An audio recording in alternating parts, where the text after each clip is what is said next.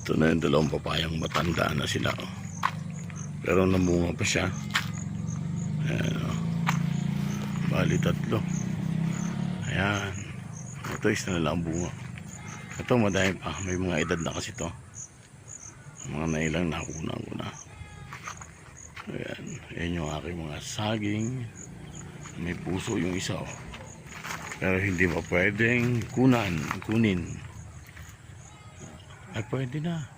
Ilang pwede na. Mamaya kunin kita. Ayan. Punta tayo rito sa aking maliit na taniman sa bandang kanan. Bandang kaliwa kasi andun yung aking mga sitaw. Ito yung aking maliit na fish pond. Ayan.